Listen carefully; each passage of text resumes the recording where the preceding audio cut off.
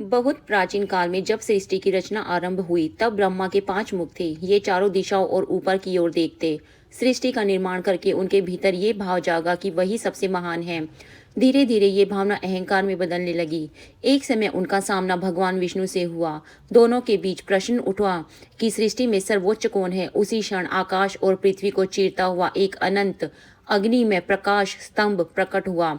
वो इतना विराट था कि उसका न आदि था न अंत। वह स्वयं भगवान शिव का निराकार स्वरूप था। विवाद का समाधान करने के लिए तय हुआ कि जो इस ज्योति स्तंभ का छोर खोज लेगा वही श्रेष्ठ माना जाएगा। विष्णु जी का वराह रूप धारण कर नीचे की ओर गए, धरती की गहराइयों में उतरते चले गए, पर उन्हें अंत नहीं मिला। आखिरकार वे विनम्रता से लौट आए और स्वीकार किया कि वो उस प्रकाश की सीमा नहीं पा सके। ब्रह्मा जी हंस बन के ऊपर की ओर उड़ चले। वो बहुत दूर तक गए परंतु शिखर कहीं दिखाई नहीं दिया। तभी उन्हें एक केतकी पुष्प नीचे गिरता हुआ मिला। उस पुष्प ने बताया कि वो बहुत ऊपर से आया है।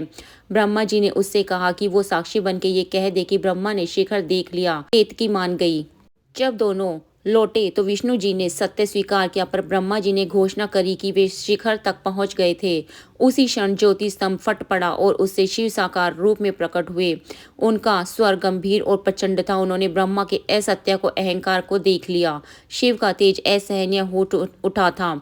उनके क्रोध से एक उग्र शक्ति प्रकट हुई, काल भैरव। उस भैरव ने बिना विलंब ब्रह्मा के 5वें सिर को काट दिया। जैसे ही वह कटा हुआ सिर पृथ्वी पे गिरा, ब्रह्मा का अहंकार भी शांत हो गया। उनके 4 मुख शेष रह गए जो चारों वेदों के ज्ञान के प्रतीक माने जाते हैं।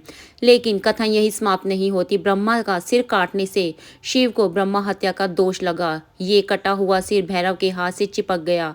शिव भिक्षाटन करते हुए विभिन्न लोकों में घूमते रहे, जब तक कि काशी में प्रवेश करते ही वह खोपड़ी उनके हाथ से अलग नहीं हो गई। तब उन्हें उस दोष से मुक्ति मिली। ये कथा केवल दैविक घटना नहीं बल्कि एक गहरा आध्यात्मिक संकेत देती है। ब्रह्मा का 5वां सिर मनुष्य के अहंकार का प्रतीक माना जाता है। जब तक अहंकार बना रहता है, सत्य का अनुभव नहीं होता। शिव द्वारा उसका काटा जाना ये दर्शाता है कि परम सत्य के सामने झूठ और घमंड कभी टिक नहीं सकता।